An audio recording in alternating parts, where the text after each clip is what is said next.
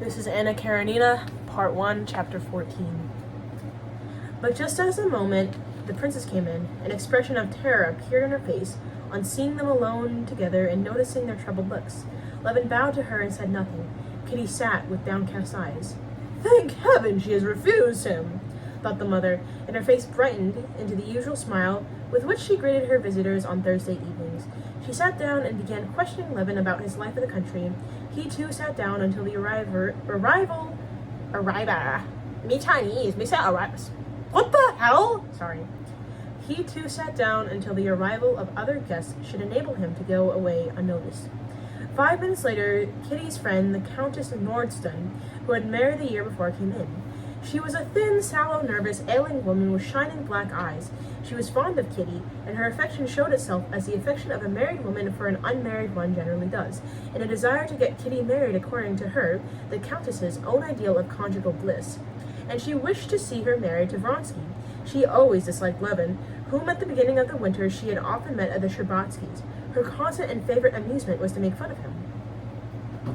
"I love it when he looks down at me from his height of his dignity, or breaks off his clever conversation because I am too stupid, or when he shows his condescension toward me. I do love it. His condescension. I am very glad he hates me," she used to say with reference to him. She was right, because Levin really could not bear her, and despised her for the very thing she was proud of, and regarded as a merit, that is, her nervousness and refined contempt and disregard for all the rough and common things in life. Between the Countess Nordstern and Levin's relation had grown up such as not— What the fuck? Sorry. She was right, because Levin really could not bear her, and despised her for the very thing— Wait, what the fuck? Sorry. Between the Countess Nordstern and Levin, relations had grown up such as are not infrequently met within society, when two people outwardly remaining in friendly relations despise each other to such an extent that they cannot treat each other seriously or even be offended with one another. The Countess at once attacked Levin. Mr. Levin. Oh wait, no, this is the princess is the mom. The Countess is her. Mr. Levin, so you have returned to our depraved Babylon," she said, holding out her tiny yellow hand and repeating the words he had used early in the winter when he had called Moscow Babylon. "Has Babylon improved, or have you deteriorated?" she added, and turned toward Kitty with a sarcastic smile. "I am much flattered that you remember my words so well, Countess," replied Levin, who had time to recover his self-possession, resuming immediately and by force of habit his banteringly hostile relation with her. "They evidently produce a strong impression on you." "Why, of course, I always write them down. Well, Kitty, have you been skating again?" She began to talk with Kitty. Awkward as it would have been for Levin to just leave then, he would have preferred doing so, remaining in the house for the rest of the evening in sight of Kitty, who now and then glanced at him but avoided catching his eye. He was about to rise when the princess, noticing his silence, turned toward him and said, "Have you come to Moscow for long? But I believe you are on the Zemstvo and cannot stay away long." "No, princess, I'm no longer on the Zemstvo," he answered. "I have come to Moscow for a few days."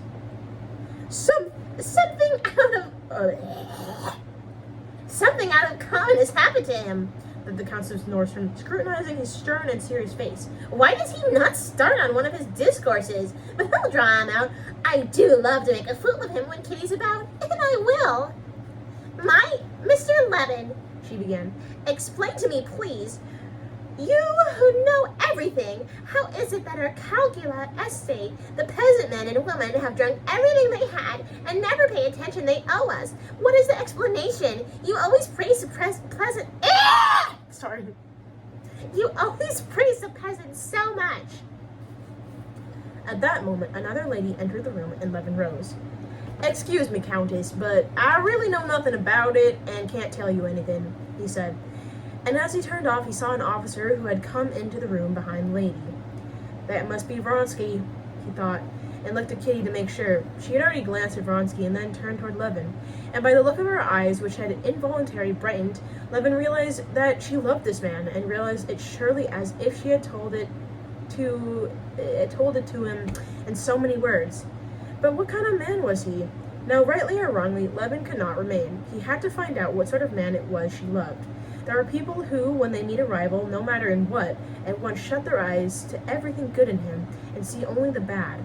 There are others who, on the contrary, try to discern in a lucky rival the qualities which have enabled him to succeed, and with aching hearts seek only the good in him.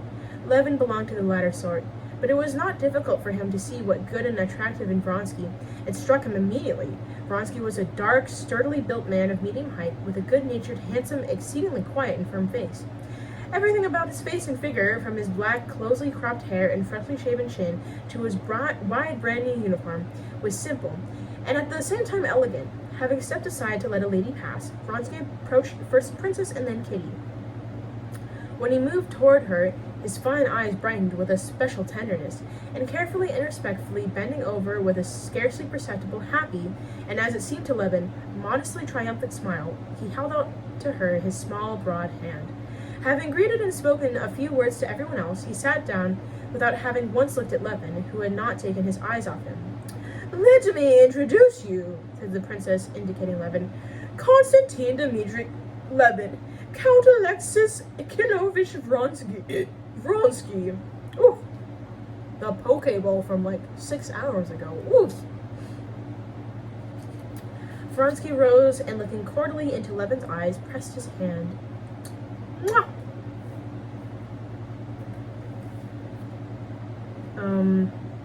I don't know if this is Levin or... I think this is...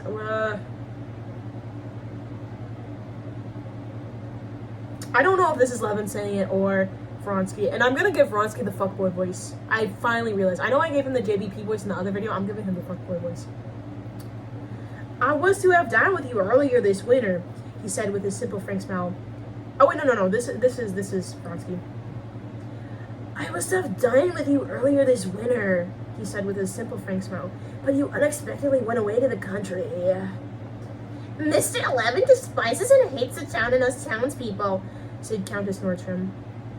"My words must make a deep impression on you for you to remember them so long," said Levin. Then, recollecting what he had said before this, he blushed. Recollecting that he had said this before, he blushed. Vronsky glanced at him and the countess and smiled. "Do you always live in the country?" he asked. "Isn't it dull in the winter?" "No, not when one is busy, nor need one be dull in one's own company," replied Levin abruptly. "I'm fond of the country," said Vronsky, noticing, but pretending not to notice Levin's tone. "But I hope, Count, you would not consent always to live in the country," said the Countess Nordstrom. "I don't know. I never tried it for long. I've experienced a curious feeling," he went on. "Nowhere have I felt so homesick for the country. Our Russian country, with its passes and Berkshires, as when I spent a winter with my mother in Nice." Nice, it's like Nice, whatever, what the fuck, shut up.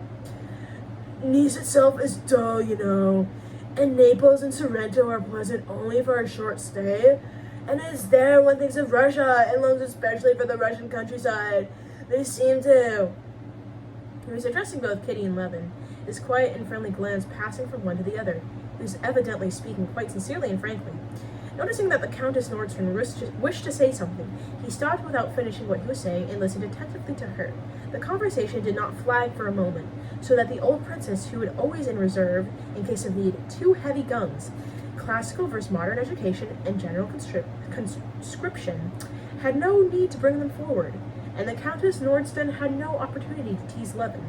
Levin wished to join in the general conversation, but found it impossible, and kept saying to himself, "Now I will go." Yet he did not go, but waited for something indefinite. The conversation touched on the table-turning spiritualism, and the Countess Nordstrom, who believed in spiritualism, began relating miracles she had witnessed. "Ah, Countess, you must really take me there. For goodness sake, take me in them. I have never seen anything supernatural, though I always look for it," said Vronsky, smiling. "Well, very well. Next Saturday," replied the Countess Nordstrom. "And you, Mr. Levin, do you believe in it?" she asked, turning to him. "Why do you ask me? You know very well what I shall say." "But I want to hear your opinion." "My opinion is that this table-turning proves that our so-called educated class is on the same level as the peasants, They believe in the evil eye, its spells, and witchcraft, while we... Well then, you don't believe? I can't believe, Countess. But if I've seen it myself? The peasant women tell how they have seen the goblins with their own eyes. Then you think I'm not telling the truth? And she laughed mirthlessly.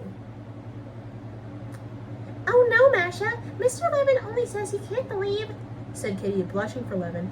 And Levin, understanding this, became still more irritated and wished to answer. But Vronsky, with his bright and frank smile, came at once to the rescue of the conversation, which was threatening to become unpleasant. You don't admit that this is even possible? He asked. But why not? We admit the existence of electricity, which we don't understand. Why can't there be other forces which we do not yet?